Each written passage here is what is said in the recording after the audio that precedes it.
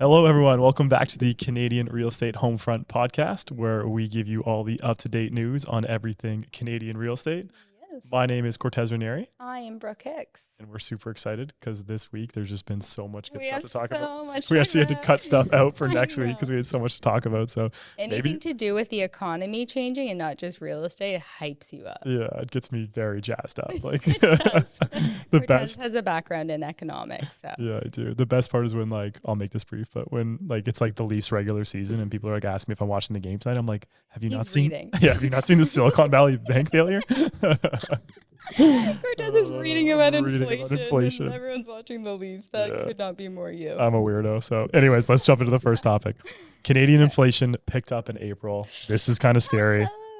Headline inflation rate in Canada accelerated slightly in April to 4.4% from 4.3% in March. I believe the estimate was 4.1%.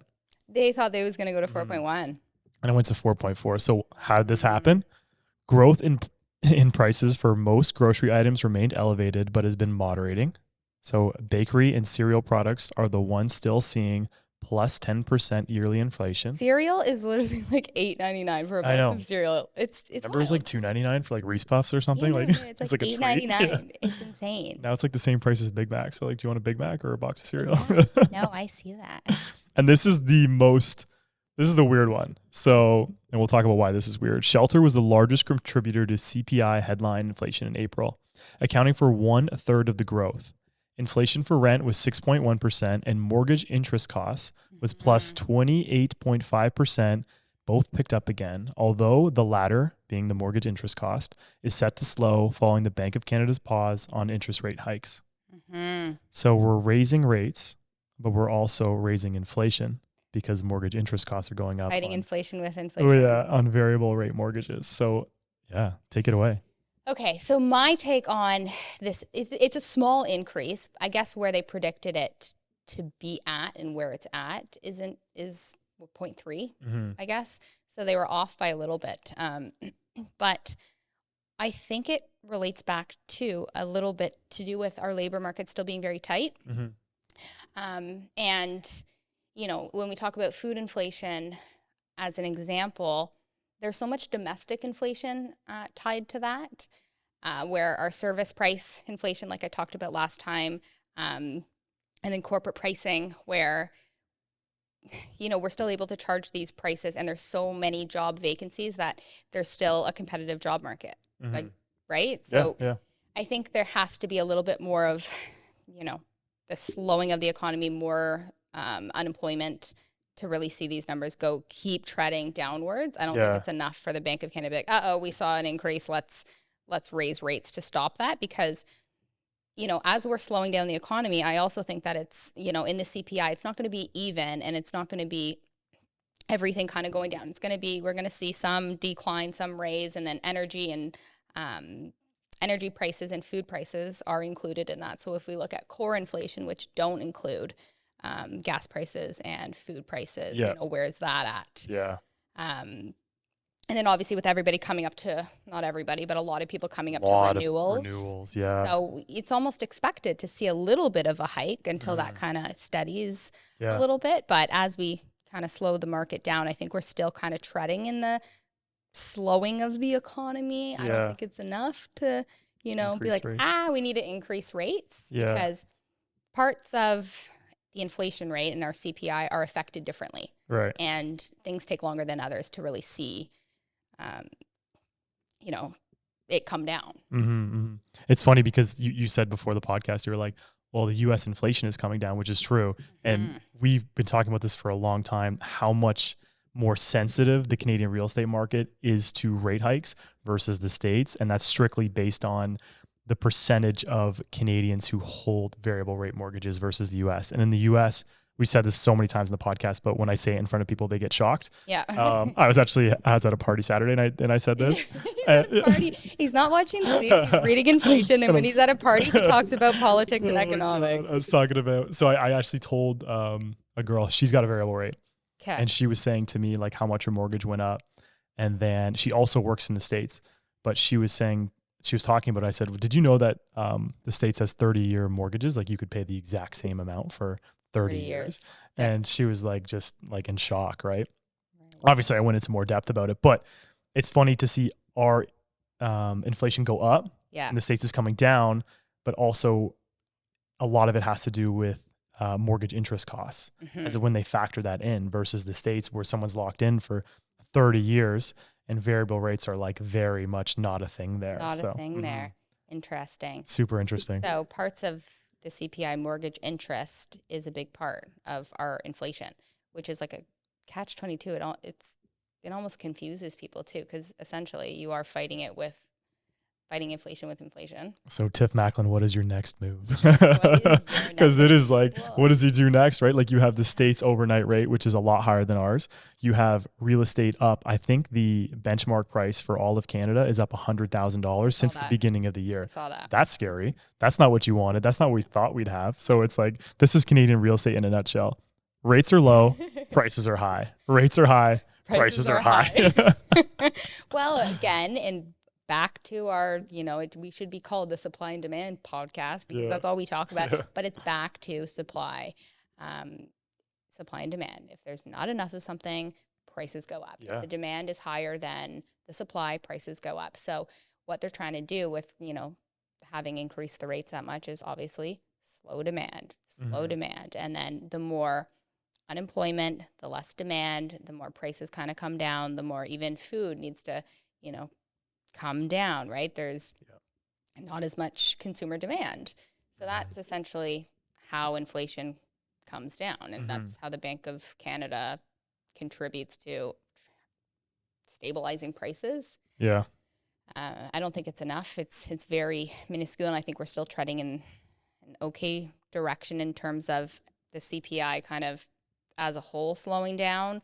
We've seen a massive decrease already from we were at 8, now we're at just over 4. Still, 4.4.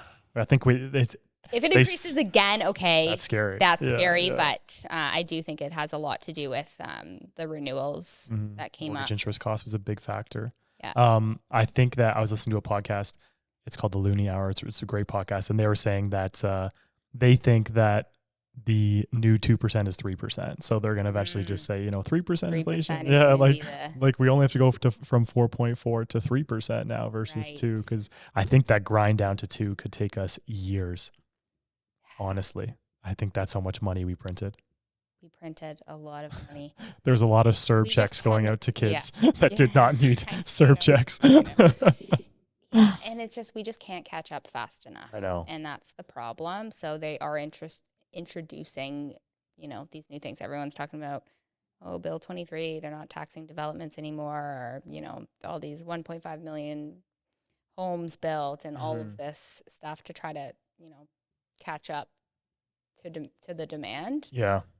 But it doesn't really make sense if we're going to say, okay, in 2021, we built this many, 2022, we built this many, by this year, we're going to build that much more. Even all these things that they're doing to build, you have to understand this is a 5 to 10 year play, which is obviously fantastic, but it is so much easier to bring someone from another country here versus build a whole new house.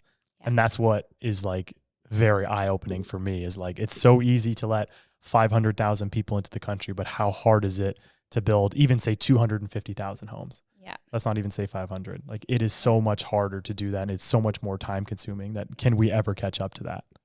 Yeah. And the government doesn't really build its own housing. It's the private sector that we rely on to build these houses and the developments, right?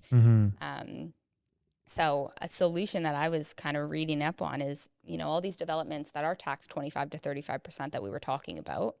Well, okay, call it however many millions end up going to the government from these private sector developments. Yeah. What is being like? What is the government spending that money on? It should be for every 300 unit development that the private sector builds and the government taxes, they build an affordable 100 unit or 10 unit even, right? Yeah. Where's it going? So I don't know. I don't know what they do with it. Is the simple answer? Yeah, we should get more. We should get more transparency on where it all goes. Well, the government doesn't build houses. No, right? Yeah. So people need to understand we rely on the private sector, and in the private sector, okay, so now you buy land. Okay, let's go through the process of how a development gets into when somebody moves in to when the first person buys the land. You buy the land. Okay, great. Now you're going to apply for a permit. That's going to take 2 years. Yeah. Great. Now you're going to do a year of sales and marketing. Yeah. Great. That's 3 years. Then you're going to take 4 years to build it. Yeah. Okay. There you go. Now those people get to move in. And it's being taxed that on however much the developers make. The government's taking 25% of it. Mm-hmm. And in that same time could be building another one. Yeah. Yeah. 100%. But they're not. They're not.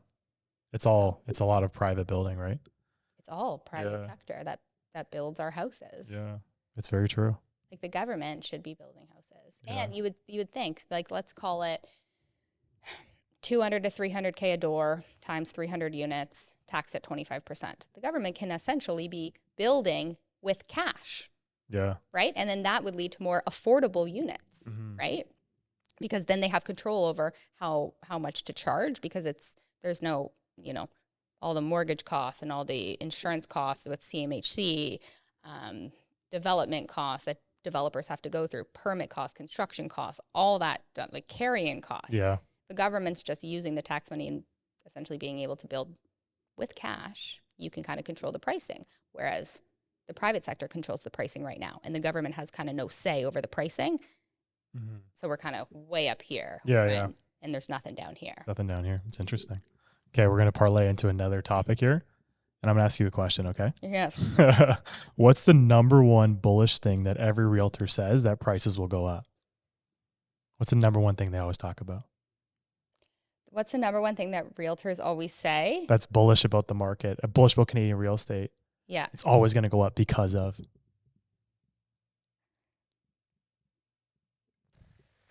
immigration. You're like thinking, you're like, immigration, you call me a bullish realtor. I know. I thought you nailed that in the head. Yeah, that's the number one thing. Bullish realtor. I don't even think I've ever said that. Every bullish realtor is like, immigration will save us, basically. So here's a headline. And a really good article. It's by Better Dwelling. So Better Dwelling is a great site, but it's very bearish on real estate. But sometimes they do bullish articles. But a Canadian immigration slowdown ? Residency applications fall sharply. Canada's ambitious plan to grow its population through immigration hit a roadblock. So what happened here? Canada is receiving significantly less applications to become a permanent resident this year. The government of Canada reported just 10.6 thousand applications in February, down 37% from January compared to last year. This February saw 54% fewer applications, a sharp decline. Everyone's like, It's too Everyone's calling their friends. Don't come here. Exactly. Okay, but aren't they on strike? So that was something that they talked about. Yeah, they did say that there's some people on strike. Maybe they're not, the readings aren't correct. Yeah. Maybe they are. I've been waiting for this, though. I've been screaming this. Like, how can you come to this country, see housing, see rents, and say, I want to stay here? So Canada's largest sources of permanent resident applications in 2022 are behind the drop. The largest sources in 2022 was India, showing a 28% decline year to date in 2023. A year-to-date drop was seen in all other countries that followed for growth this last year. Afghanistan, minus 87%, the Philippines, minus 79%, and China, minus 57%. Okay, so can these numbers be a little skewed? Like, we paused immigration throughout COVID, then all of a sudden there's this huge surge of immigration people that have been waiting, and now we're going back to normal levels, or maybe could that be a thing? Because minus 79%, that's insane. It's not. It is nuts. It is bananas. Telephone and saying, "Don't come to Canada." Yeah. It's very easy to do though. Like, it's very easy to just call back home and say, "Hey, even articles. I can't find a place to live. Like, I'm coming back. I can't rent. I can't buy. Yeah. Neither. What am I supposed to do here? I'm coming back home. Yeah. And the U.S. actually softened their immigration policy. Oh, did they really? It's easier to now immigrate to the States, which the States has been like number one. Really hard. Yeah, very hard. Immigrate into. Canada's the gateway drug to the States. Yeah, everybody wants to end up in the States. Yeah, so they've softened it so that they could be going there. And then, you know what I heard is that India is having this massive like economic boom. Like, these countries are growing. They're growing. China's growing, India's growing. Like these countries are Totally. they are moving up. I mean, I don't want to pretend like I know what it's like to live there because I have no idea. But don't roast us in the comments.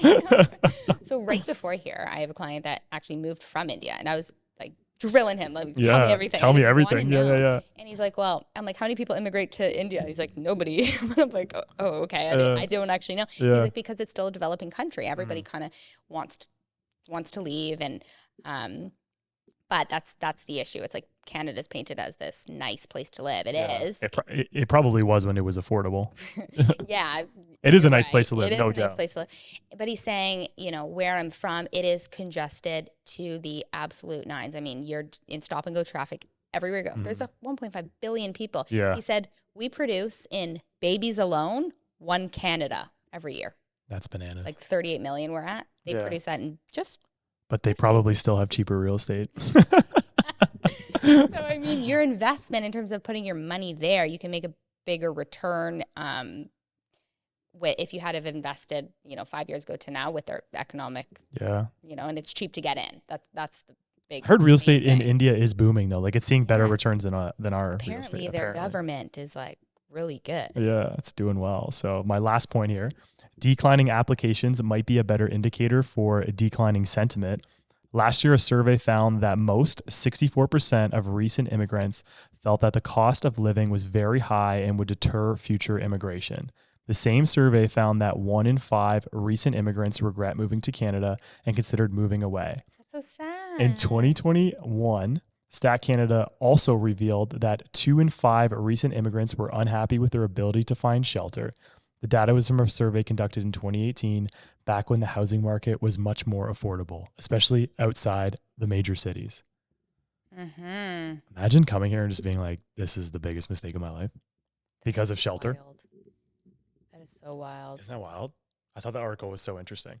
That is interesting. Yeah, because we always talk about immigration being this huge factor, and the Liberals platform has really been huge on immigration. And only until recently have people really questioned that plan, not because we don't want immigration, because we need people to fill jobs. We need to grow Canada. There's so much land. There's so many resources. Yep. But housing is just too messed up. Yeah. It is just so unaffordable. That's why we started this podcast. Yeah. Wow.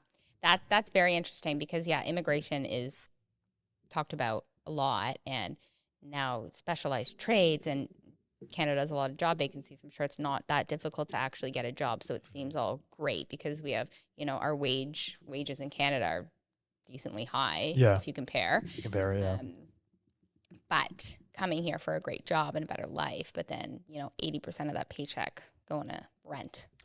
Yeah, not just rent though. Like let's think of other things other than housing. Your cell phone bill, $100 plus. Oh yeah. Yeah. It gets $100 plus. Your grocery bill. For a family, if you go to Costco, I think 300 is light, but probably $400. Yeah. What else? I take pictures of some food, like just to be like, oh my God, because some of them are like insane. Strawberries, a basket of strawberries, there's probably gonna say 15 in there. $8.99. $8.99. Same as a box of cereal. Like. Yeah. That's just what everything's priced at. Everything at Costco is priced at $20. And then when you get out, you're at $400. I know. That's so true. That's what they get you. That $20 $20 is bad. Everything is $20. That's so funny. But the cost of living. Gas went up again. Yeah. Right? I don't know that, but so gas went up. So inflation went up a bit, but energy prices went up, but it's very volatile, energy prices and food prices. So that's why there's the headline inflation, and then core inflation doesn't include those. Yeah. So it'd be interesting to actually kind of see where that's at. So if you take out the rising gas prices last month and food prices still being very high, because again, it is tied a little bit to our labor market, where the core inflation is. And then, a lot of renewals happening right now. Do we see that kind of ease off? But anyways, everything you buy is way more expensive than a couple years ago. Way more. Like unbelievably more. Even interest on cars. Like some guy went and bought the same Tesla that I have. Yeah. And he's telling me his payment and what the interest rate was at, and I was like, that is a lot more expensive than my car. Yeah, it's crazy. Yeah, it's pretty wild. So anyways, I got another one here for you. Okay. Young adults are giving up on home ownership, and a lot of them are furious about it. Okay, you know what's sad is like that graph that you showed me. It said like an emotion and rate your emotion, and it said one of them was furious, and that's the highest rated one. Yeah, and it's like that's sad, but it's just a funny word to choose. I'm furious. I would be all over that Furious, button. frustrated. Yeah. What was the other ones? Furious and frustrated. Furious, frustrated, angry, resigned, hopeful, and other. And furious was like 80. Furious was the first one. Yeah, let's go over these. Okay. To gauge the mood of Gen Z and millennials on home ownership, I ran a survey in the Carrick on Monday newsletter last month. This is like a Globe and Mail newsletter. So there was 1,545 people between the ages of 20 and 40 who replied. 52 described themselves as either furious or angry about housing affordability. So the question is, how do you feel about housing affordability? Furious, 38.7%. Frustrated, 29%. Angry, 13.6%. Resigned, 11.7%. Hopeful, 1.7%. So that's sad. Yeah, but hopeful is like your parents have money, so you're probably hopeful. And other is 5.3%. Other. I wonder what that means. That is extremely sad. Yeah. But again, when you working in the Hamilton market compared to when I look at Toronto, very unaffordable downtown Toronto, but like major cities, it is like that in most major cities. You know, the further you go out from a major city, I know a lot of the jobs are there, the more affordable things get. Yeah, a lot of our reels, we talk about how affordable it is in other provinces, but then people hit back and they say that there's no jobs out here. There's no way people are making that much money. You guys are idiots. I don't know where you got the survey from. They'll say that too. I have a ugly voice. Yeah, you have such an annoying voice. Turn the music up. Jeez. And then this article continues. So they say, which statement best describes your feeling about home ownership? Have doubts, but also have hope. 34.7%. Okay. So not bad. Not horrible. Not horrible. Likely not. 23.9%. Completely given up. Just under 20%. Convinced I will own at some point. 18.6%. I actually prefer renting. 2.7%. So you actually have a lot of people in this survey, which I think like everyone I talk to who's probably between 20 and 40 do dream of owning a home and do want to own a home and not rent. I think, right? Yeah. I would agree with this thing. You know, a girl on my team today came to me and said, Brooke, I want to buy a house so badly. She's in her first year of real estate, right? Yeah. I want to buy a house so badly. Please just like tell me what do I got to do?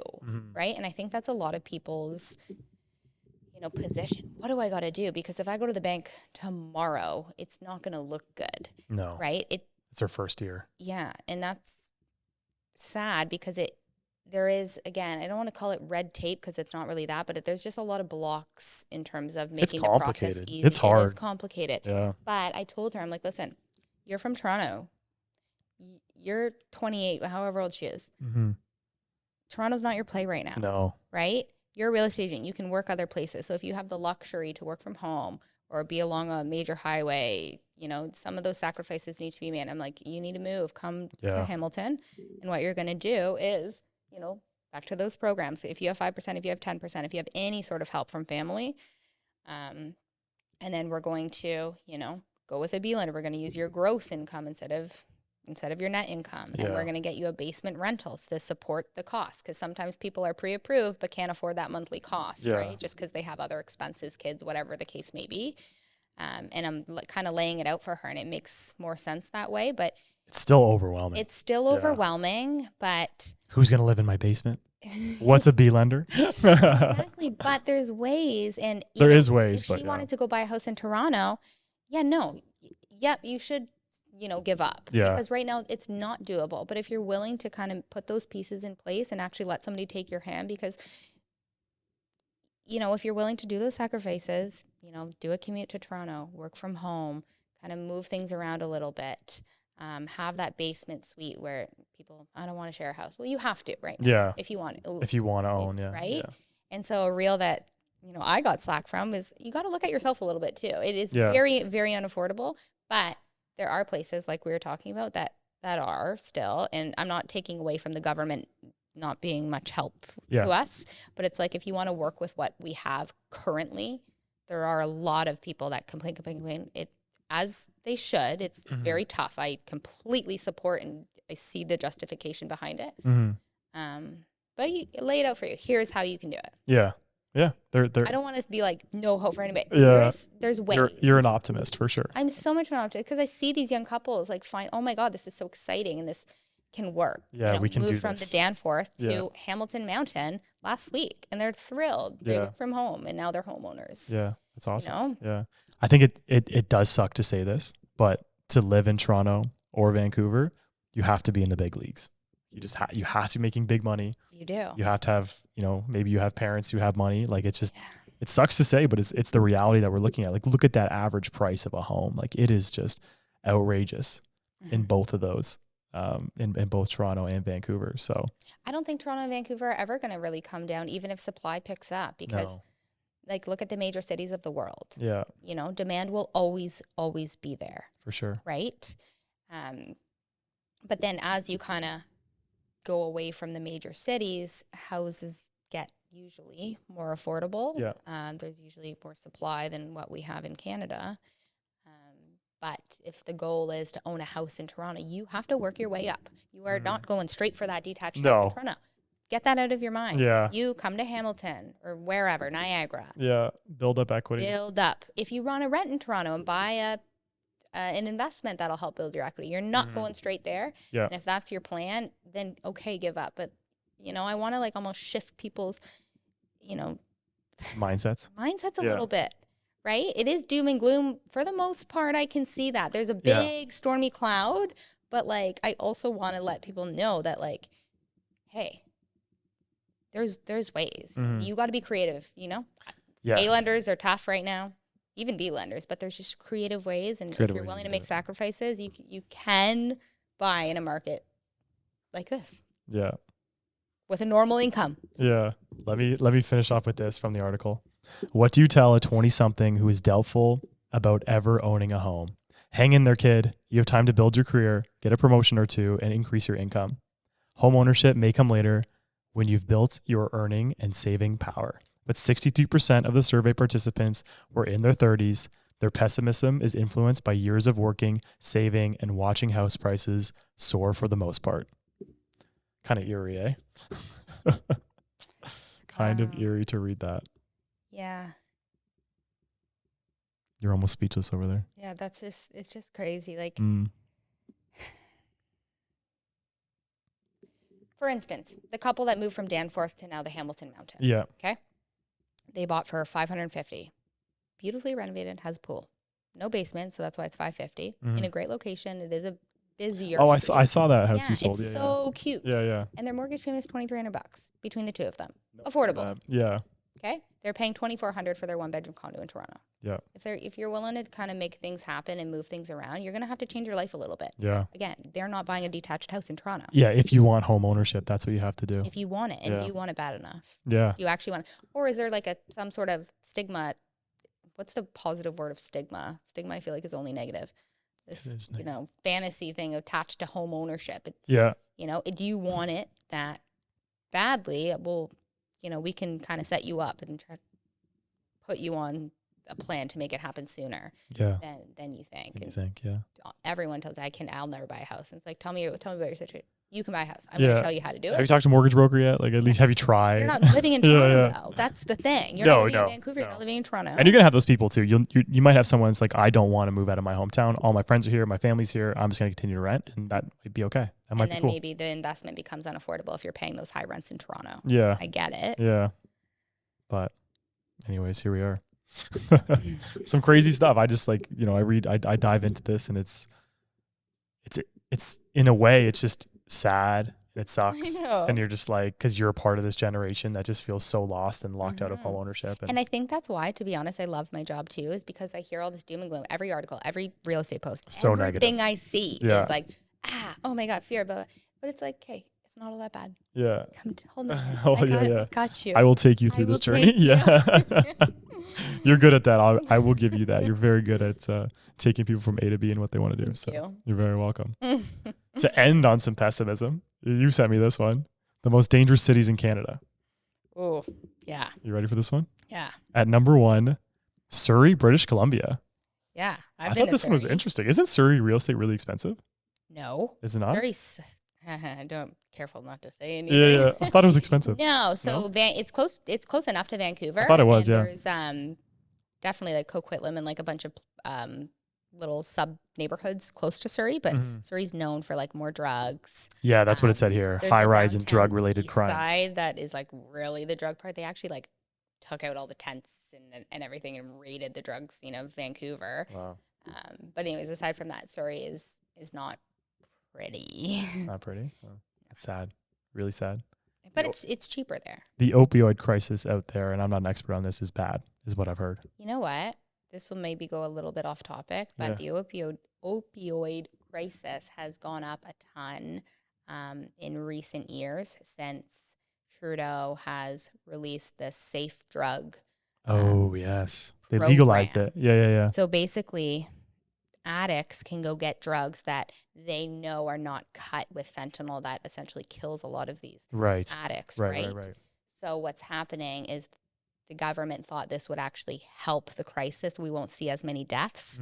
That is the exact opposite of what we're seeing. There's more deaths. And why? Because it's not cut, right? They can use safely is what they were saying. Right.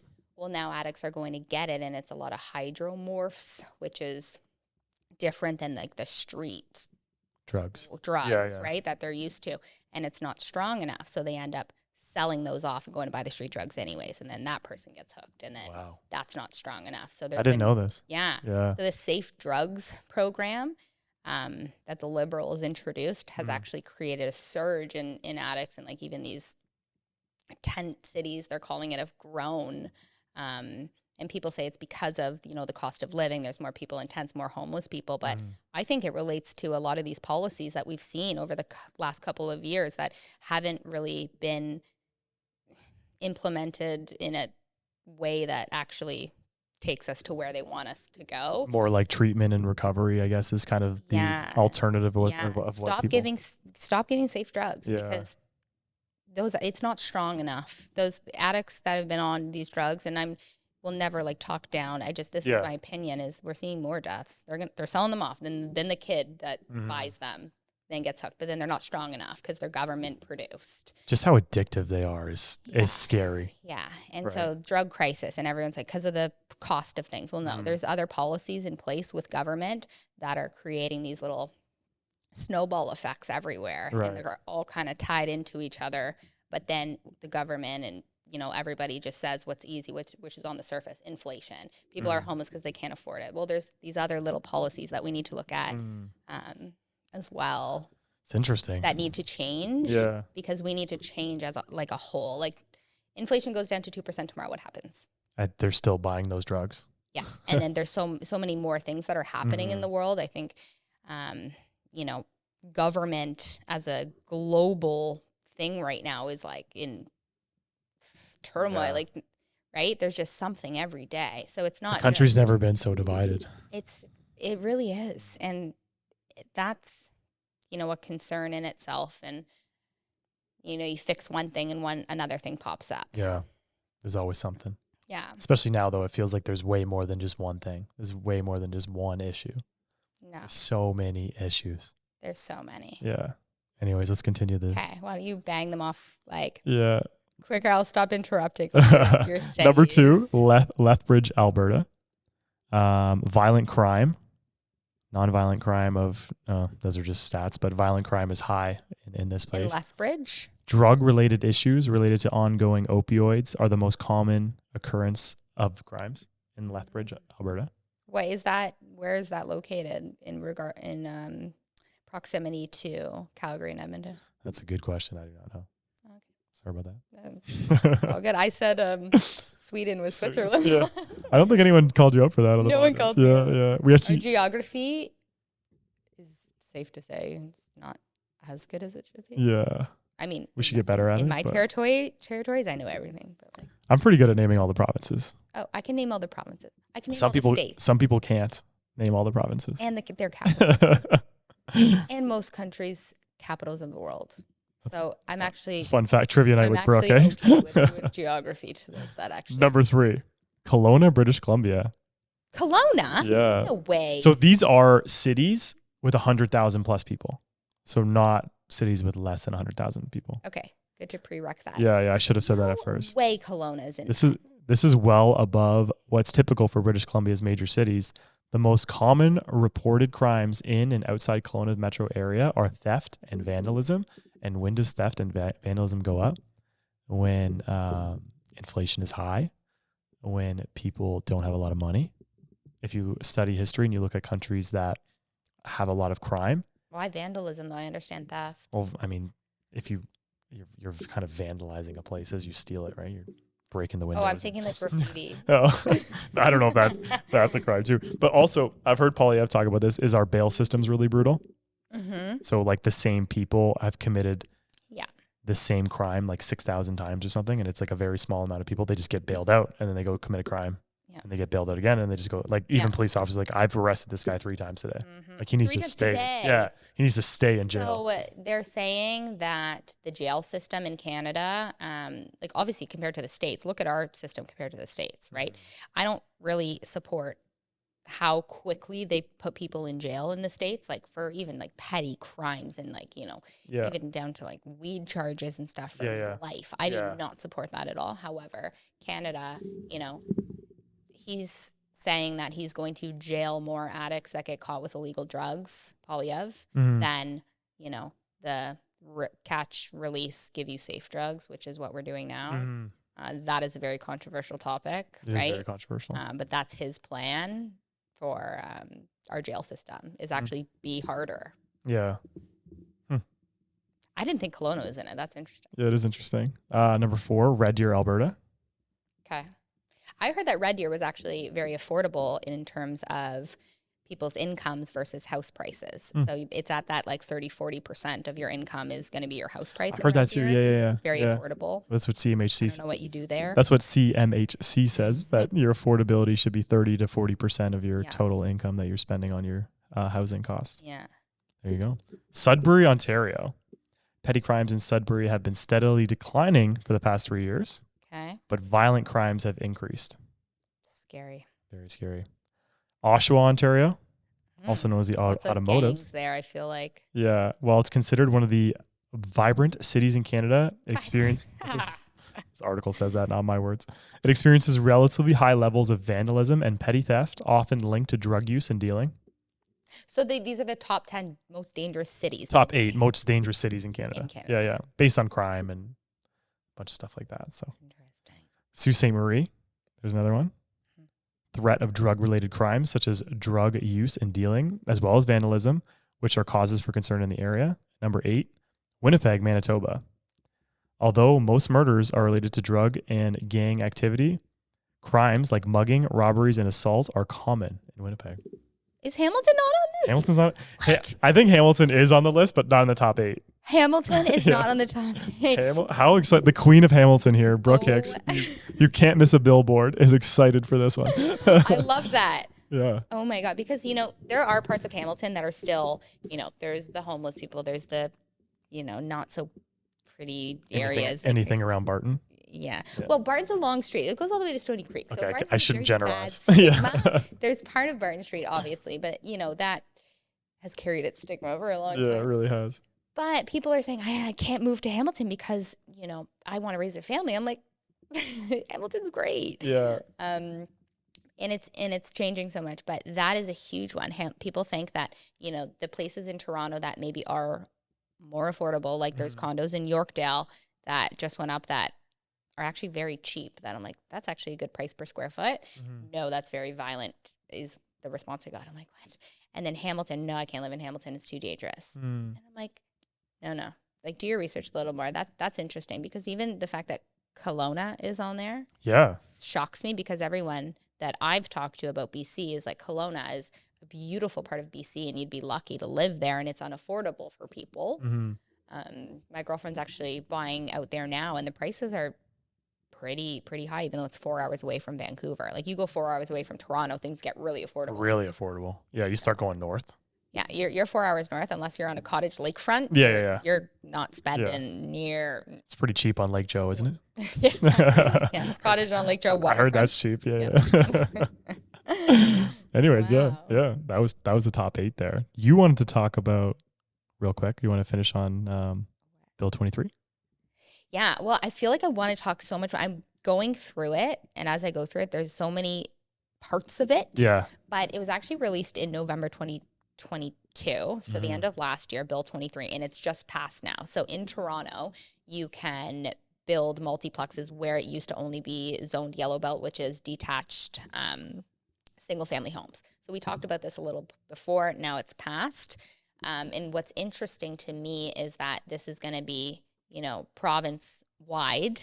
And there's a lot of cities where the mayors are standing up and saying, I don't like this, this Bill 23. And it's not so much the rezoning of the area because they know that we're in a housing crisis.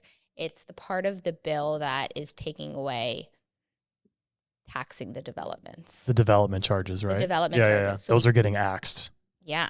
Because we're trying to incentivize developers to build. I think that's the overall idea behind it. Yeah. And so we were saying, don't tax developers because then, they don't have to charge as much. Yeah. The interesting thing is that in that bill, there's nothing that essentially makes it translatable. Nope. Whoops. Keep it rolling. To the consumer. So you don't tax the developer. That doesn't necessarily mean that savings for the developer needs to fall on the buyer of that condo. Yeah. So the developers could essentially be pocketing it, just, what are they doing with it? And then the mayors of these cities that are essentially not receiving that revenue from these developments are saying, well, as much as you and I say, well, what are you doing with the money? Yeah. Mayors are speaking up and saying, well, part of the development charges that we receive from these developments are to build infrastructure, to make things actually a community, to build libraries, to build property taxes rec centers. Pays for like cops and firefighters, I believe too, right? Yeah. So they say, okay, you're going to stop taxing developments, which is a huge part of our revenue. What's essentially going to happen as a result of Bill 23, if it passes, and these are the mayors speaking, and they're going on these debates, is people's property tax are going to be raised 7 to 10%. And so there's another whole wave of people saying, do not raise my property tax 10%. That's insane. So just like I was saying, it's whack-a-mole, right? The money needs to come from somewhere. What's that saying? Take from Peter to give it to Paul or Take something? from Peter Steal from Peter to give it to Paul. Literally. Yeah. It's paying off a credit card with a credit card. Yeah. With another credit card. It's crazy. Like I always like, if you told me, let's get rid of development charges, it'll be great. Like and then it's like, oh, well, what about all that revenue, infrastructure, building the community? Who now pays for this? Who pays? Yeah. We pay in our property taxes if they're not receiving that revenue, because that's major money that cities, they say they pump back in. But yeah, so this Bill 23 is now allowing for these multiplexes to go in what was previously single family homes. And even driving here, right? Driving down, what road is that? I couldn't even tell you. I don't know Toronto as well as we know the other places, we know Halton, but a ton of these like buildings, like 2-story buildings that are like, it almost looks like it's zoned commercial, but almost looks vacant. Yeah. Like it's like 12 plex can go there, 10 plex can go there, 8 plex can go there. So the government, if they're going to continue taking these development charges, should be essentially putting it back and adding affordable housing. Adding more units, yeah. Not a community center. Have we talked about this before? Infrastructure. I don't think we've ever talked about it. Have we talked about this before? Yeah. We're going to continue to talk about it. We are going to talk about it until something happens. We're going to start going to meetings with pitchforks demanding more units. Anyways, so now we have a new problem on our hands with Bill 23. But I don't want to get into it too much because you see how I'm going on either side here. And it's because there's so much information and it's not yet readily available. Yeah. And there's just too much. But we'll continue to follow that. And if anybody wants to know more about this Bill 23, because I keep seeing it everywhere. Everyone's, people are celebrating, and then people are saying, no, don't do that. That's going to hurt our city more. It's going to hurt property owners and raise our taxes more. So obviously there's two sides to it, like there are two sides to every single policy change ever. Someone's got to get hurt. Someone's getting hurt. someone's getting the short end of the stick, right? Right. Yeah. So Jesus. Last thing is that, okay, so if we're going to allow for this, a lot of these places where new developments will go up and, whatever the case may be, if it's a sixplex, okay, now we're going to turn it into 12 or whatever the case may be.